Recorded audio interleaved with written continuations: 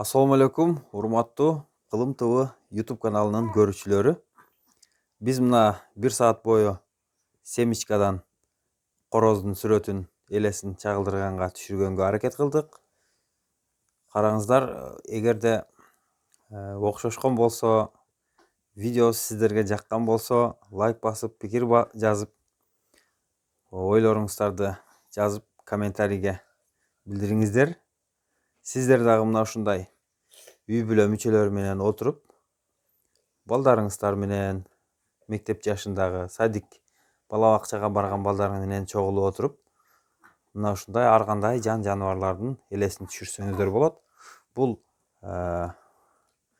балдарды телефондон алаксытуу, ошол эле учурда өз алдынча иштөөгө, бир чыгармачылык менен бирдемени жаратууга жөндөм шык болот. Ата энеси, апасы, чоң атасы менен да отуруп ушундай жазганга аракет кылып көрүңүздөр сиздер дагы.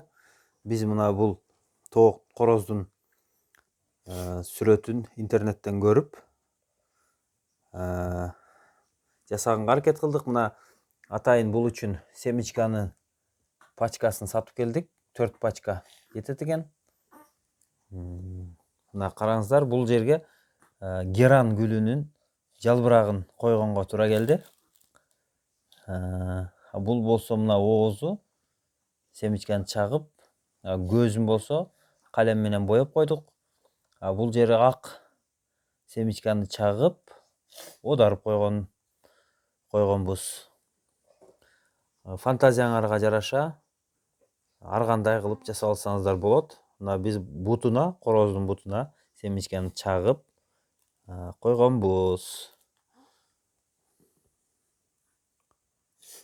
Достор, эгерде биздин видео жаккан болсо, лайк басып, пикир жазып, колдоп коюңуздар. Кылым ТВ мындан ары дагы кызыктуу видеолорду тартып, коомго жарыялай бермекчи.